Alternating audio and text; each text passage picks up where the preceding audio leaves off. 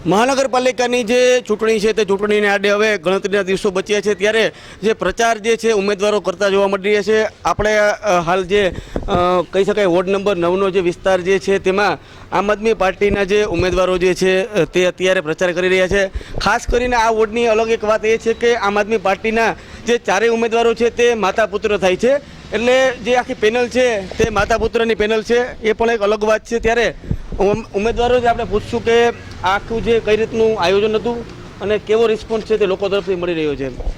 ભૂગતબેન, જે પ્રચાર તમે કરો છો ત્યારે લોકોનો કેવો રિસ્પોન્સ મળે છે સામે, અને આ જે માતા પુત્રની જોડી જે છે તમારી બંને, એ શું આખો વાત છે? અત્યારે અમે 9 નંબર વોર્ડ આખો ફર્યા છીએ અને લોકો કહે છે કે અમારે પરિવર્તન જોઈએ છે અને તે લોકો પરિવર્તનના મૂડમાં જ હોય એવું લાગે છે.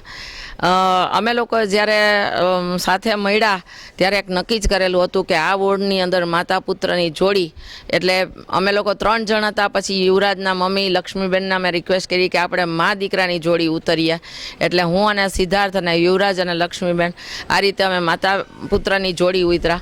માતા છે એનો અનુભવ છે અને પુત્ર એટલે યુવાનોનો જોશ છે. આ વોર્ડ જીતીને લેશું. ખાસ કરીને આજે વોર્ડ નંબર 9ની જે ચૂંટણી જે છે એમાં જે દિગ્ગજો જે છે તે રાજકીય પક્ષોના મેદાનમાં છે. તમે પણ પ્રથમ વખત ચૂંટણી જે છે તે લડો છો, માતા પુત્રો છે 4 જણા. ખરેખર કેવા પડકારો જે છે આ ચૂંટણીમાં તમને સામે આવ્યા છે અત્યાર સુધીમાં? આમ જોઈએ તો અનુભવ નથી, પણ અમારો જોશ, અમારો તાકાત અને સાથે લોકોનો જે સહયોગ છે એ બધી જ વસ્તુ અમારા માટે કદાચ સહેલી કરતી જાય છે. હા, અનુભવ નથી એટલે અમને થોડી ઘણી પડકારો આવ્યા છે, પણ આ પડકારો સામે અમે ઝૂક્યા નથી. કોઈ પણ વ્યક્તિએ કોઈ પણ અમને લોભ લાલચ આપી છે તેના સામે પણ અમે ઝૂક્યા નથી અને અમારા માથાને ઊંચા કરી અને આ ચૂંટણી માટે અમે સંપૂર્ણ તૈયારી બતાવી છે અને પોરબંદરના વિકાસ માટે હંમેશા અમે પોરબંદરની સાથે રહીશું. ખાસ કરીને આજે ચૂંટણી જે છે, ચૂંટણીમાં ક્યાંક ને ક્યાંક જે લોકો જે છે, મતદારો છે, તે મતદારો તમે જ્યારે મળો છો ત્યારે મતદારો શું કહી રહ્યા છે તમને, શું જવાબ મળી રહ્યા છે સામે?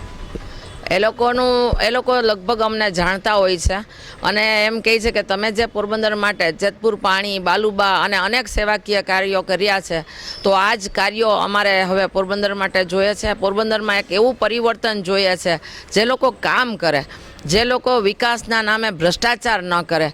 અને તમે પણ લોકો આવો તો આ ભ્રષ્ટાચાર હટાવો. અમારી જે બુનિયાદી જરૂરિયાત છે, રોડ, રસ્તા, પાણી, ગટર, એના તરફ તમે ધ્યાન આપો અને જે ટેક્સીસ વધારે છે, ડિમોલિશન છે, એના ડરથી અમને બચાવો અને તમે લોકો ખૂબ સારું કામ કરો, એવી એમની અપેક્ષા છે. જ્યારે ચૂંટણીના બરાબર ફોર્મ ભરાણા, ઉમેદવારો જ્યારે ઉમેદવારી કરી, ત્યાર પછી તમારી જે પાર્ટી છે એના ઉમેદવારો કેટલા હતા અને અત્યારે શું પરિસ્થિતિ છે, અને આ ઉમેદવારો જે આગા પાછા થયા એની પાછળ પણ શું કારણ લાગ્યું છે? આમ તો આમ આદમી પાર્ટી ભલે 2 મહિનાથી જ આ સમગ્ર ચૂંટણીની તૈયારીઓમાં હતી, પરંતુ છતાં અમારી પાસે 39 ઉમેદવારો હતા, જેમાંથી અમુકના ફોર્મો રદ થયા હતા અને બાકીના કોઈ પણ પ્રેશરથી, લોભ લાલચથી અને એવી રીતે થઈ અને છેલ્લે હાલ આ ચૂંટણીમાં અમારી પાસે 29 ઉમેદવારો અડીખમ રીતે ઊભા છે. આ તમામ ઉમેદવારો ઉપર પણ પૈસાનો લોભ લાલચ આપવામાં આવ્યો છે, ધાકધમકીઓ આપવામાં આવી છે. અમારા એક ઉમેદવાર અરબમભાઈને તો પોલીસ દ્વારા પણ ખૂબ જ ખરાબ રીતે ટોર્ચર કરવામાં આવેલા હતા. તે છતાં એક આમ આદમી માટે, સામાન્ય નાગરિકો માટે અમારી આમ આદમી પાર્ટીના તમામ કાર્યકરો એક સૈનિકની જેમ અડીખમ ઊભી અને આ ચૂંટણીમાં સામે પડકાર આપીશું અને પરિવર્તન 100% લઈને આવીશું. લોકશાહીમાં ખરેખર ચૂંટણી જે છે, ચૂંટણી કયા પ્રકારની ચૂંટણી થવી જોઈએ લોકશાહીમાં? લોકશાહીમાં તો સ્થાનિક સ્વરાજ્યની ચૂંટણી છે. સ્થાનિક સ્વરાજ્યની ચૂંટણી તો લોકો વડે લોકો માટે થતી હોય છે. તો આ ચૂંટણીમાં તો પક્ષ આવી ગયા છે અને પક્ષ ધાકધમકી, જોરજુલમ, દરેક રીતના આ ચૂંટણીના ઉમેદવારો પોતાને બિનહરીફ કરાવવા માટે સત્તાધારી પક્ષ કોઈ પણ હદે ગયા છે. આ ખરેખર સારું ના કહેવાય. લોકો કહે છે, પત્રકારો આખા મીડિયાના કહે છે કે અમે જ્યારથી આ ઓલામાં છીએ સંસ્થામાં, ત્યારથી અત્યાર સુધીમાં આવી કોઈ પણ ચૂંટણી અમારે થઈ નથી. એવી જ રીતે જે મોટી ઉંમરના લોકો છે એ પણ કહે છે કે ક્યાંય આવી આટલી ખરાબ ચૂંટણી ક્યારેય અમે ગુજરાતમાં જોઈ નથી. આ પાછળ શું કારણ લાગે છે? આટલું તમે કહો છો કે આવી ચૂંટણી નથી જોઈ, તેની પાછળ કારણ શું લાગે છે? જો કારણ ઉપર જઈએ તો સાવ કોરા કાચ જેવું સામાન્ય કોઈને પણ દેખાઈ જાય તેવું એક જ કારણ છે.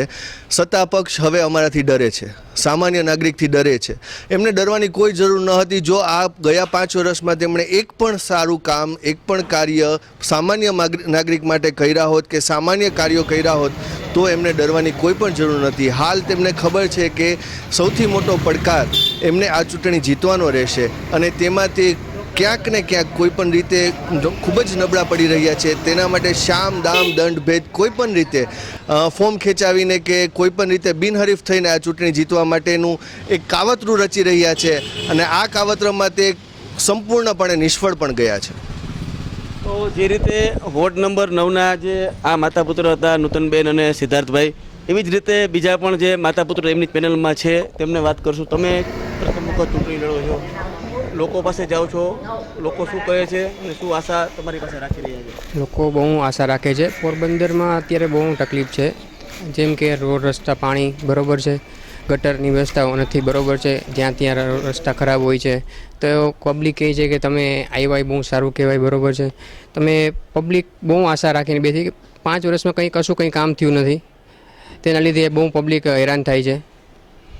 તો જે રીતે વોર્ડ નંબર 9ના આજે ચારેય ઉમેદવારો જે છે આમ આદમી પાર્ટીના, તેઓએ રજૂ જે આખી જે વાત છે પોતાની રાખી હતી અને કઈ રીતે ઉમેદવારો જે છે ચૂંટણી પ્રચારમાં જઈ રહ્યા છે, લોકોના શું પ્રતિભાવો તેમને મળી રહ્યા છે, આ સહિતની જે જાણકારી જે છે તેઓએ આપી હતી. અને ખાસ કરીને આ જે ચૂંટણી છે તે ચૂંટણીમાં જે તમામ પ્રકારની કહી શકાય કે જે પ્રાથમિક જરૂરિયાતો હોય તે પણ તેમની જે આ ચૂંટણીનો છે મુદ્દો રહેશે અને પરિવર્તન જે છે તે લોકો પણ ઈચ્છી રહ્યા છે અને કહી રહ્યા છે તેવી વાત આ ઉમેદવારોએ જણાવી હતી.